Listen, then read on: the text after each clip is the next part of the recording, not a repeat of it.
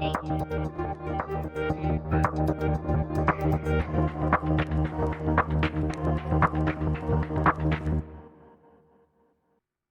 everyone, it's technology expert Burton Kelso here with another tech tip to help you get the most out of the technology in your life. Today we're talking about how to blur your house on Google Street View.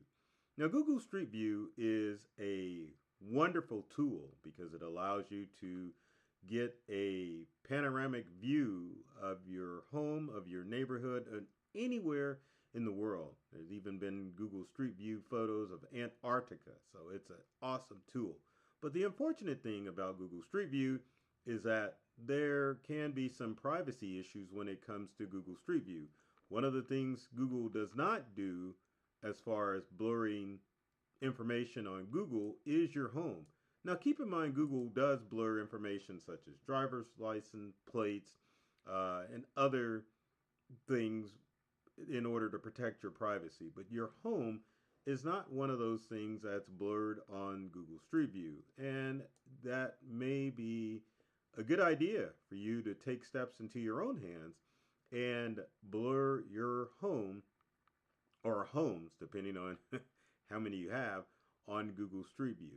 Now, it isn't a complicated process to do in Google Street View, but there are some steps that you need to follow in order to make this happen. But before we get into that, there may be questions as to why you might want to blur your information or your home on Google Street View. And let's take a look at those almost said facts. Let's take a look at some of those reasons why you would want to blur your home on Google Street View. So, number one would be to protect your privacy. Now, protecting your privacy is kind of important in this day and age of our digital world because of large scale data breaches. It's a good possibility that your home address may be out there. Now, a home address obviously will lead people to your home using just plain old Google. But with Google Street View, not only will they have a location of your home provided by Google, but it will give an exact image of your home with Street View. And as far as landmarks, what people should look for, Google Street View can provide that as well. Next, as far as why you might want to blur your home on Google Street View, it's because of criminal targeting. A variety of reasons come into play when we talk about criminal targeting with Google Street View. Now, criminals can use Street View to case your property.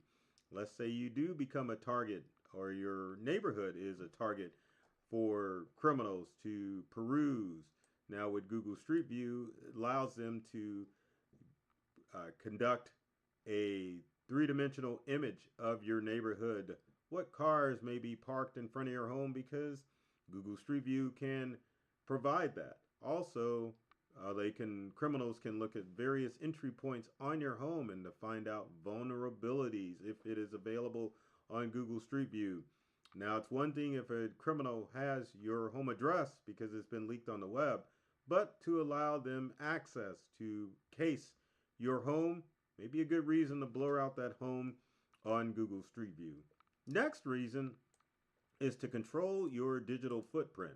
Now, controlling your digital footprint means that you are taking matters into your own hands as far as what information is listed about you on the internet. Now, again, because of large data breaches, you can have personal information listed on there, such as your home address, your photos, and other things out there. But controlling your digital footprint means that you are taking matters into your own hands as far as limiting the types of information of yourself that has been leaked out onto the dark web and onto the internet.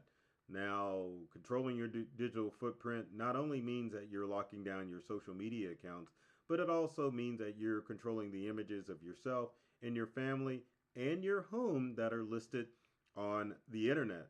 Now, there are a lot of services like Delete Me and Unenroll Me that will take care of that information, meaning your personal information that is on the web and on the dark web. But unfortunately, sometimes those services don't include your home, and you might want to take matters into your own hands to ensure that whatever properties that you own aren't listed as far as an image with Google Street View.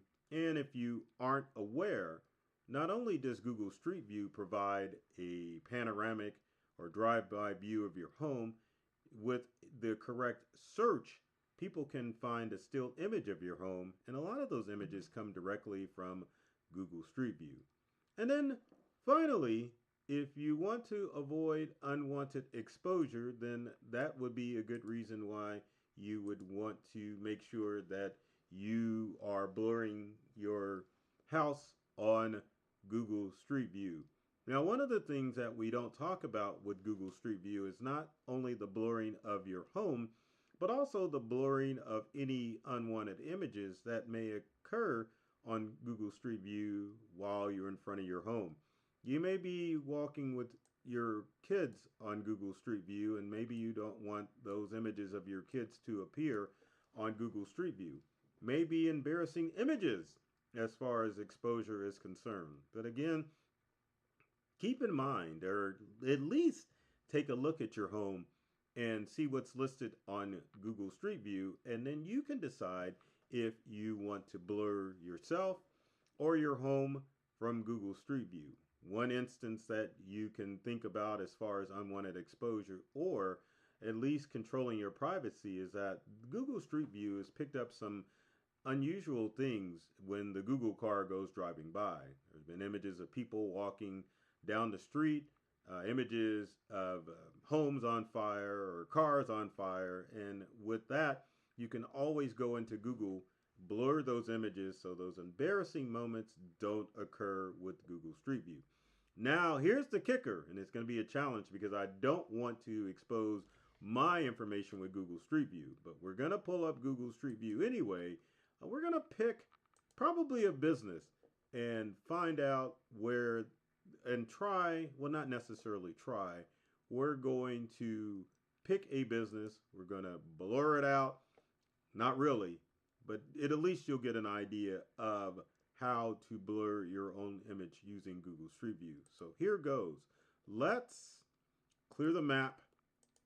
Let's bring up the map, and then we can kind of pick a business. Give a business some exposure, and we'll show you the steps of blurring it out. So we're currently on a map, and the city will appear here shortly. But if you were to do Google Street View, the first thing you would do would be to go to Google Maps, which is google.com/maps. Once you're there, you would go to search Google Maps, type in your home address, and then find what you wanted to do. So let's choose Rusty's Wrench Mobile Auto Repair. Give them some exposure. So once you find your address, you can click on your address and it will bring up the Google Street View image of your photo. Now, I think if you just click on the actual image, you can go to Google Street View and lo and behold, there's someone's house. So we're going to rotate that around. And let's move a little down the street using Google and find a business which I think I have found. Let's rotate it around. See what we get. There's the Martin Warren Elementary School. Looks like a good candidate. So now what you would want to do once you're in Google Street View, let's say we wanted to block this address. What you would do is on your home address, you would click the three dots. You would go to report a problem. And then once you go to report a problem, you can zoom in on your own property and fill out the following. So you are reporting this image because of something. And keep this in mind because this is important because if you have appeared on Google Street View or you want to do your home, this is what you would do. So let's scroll back to Google Street View and go to why are you reporting this image? So you would tell it I want to do a face, my home, or an object on my private property. Even go to my vehicle license plate on a public road. Keep in mind again with Google Street View, the Google car doesn't care. Once it starts snapping photographs, your car, you name it, it's going to be in the way. So you can choose whatever object you want to blur. Then once you go there what's wrong with the image. You can say it's replaced, misaligned, overall poor image, or even go street has a wrong or misplaced icon, and then you can report a private road as well. But for your home, you just want to concentrate on my home or an object on my private property. You can basically certify that you have the authority to blur this property because you are the owner. And then finally, additional information that will help you identify the correct home, like put your address. And keep in mind too, with Google, once an image is blurred, it is blurred permanently. There is no way that you can unblur an image with Google. So keep that in mind before you blur out an image. Let's get back to our desktop view. Now you can do image quality, private road again. It's going to want your email address, and of course, you wants to confirm that you are not a robot. So put that in there and submit it. Now, once you've done that, it may take a while for Google to get that information back to you as far as the blurring process is concerned. Once you fill out the form, it will take, Google may email you, give you additional updates about the blurring, but then at least you are protecting your home and your image from blurring. So don't think that because your home has showed up on Google Maps that there's nothing that you can do to protect your privacy. You can definitely protect your privacy and make sure that you are in control of your digital image on Google Street View. So keep these steps in mind if you want to blur your home.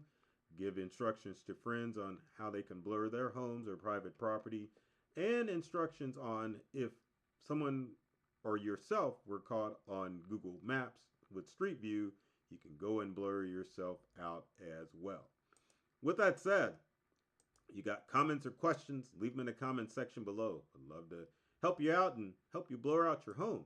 Also, if you enjoyed this video, be sure to comment, like, and share, and make sure that your non-techie friends know about this YouTube channel so that they can learn about technology that is going to keep them safe and make technology fun. Which leads me to my outro sentence, which is always, the purpose of these videos is to make sure that you are opened up to a whole new world of ideas and experiences when it comes to your technology. I love technology and I've read all the manuals, and I'm serious about making technology fun, safe, and easy to use for everyone. So take care of yourself and do many things to make you smile, and thanks for watching.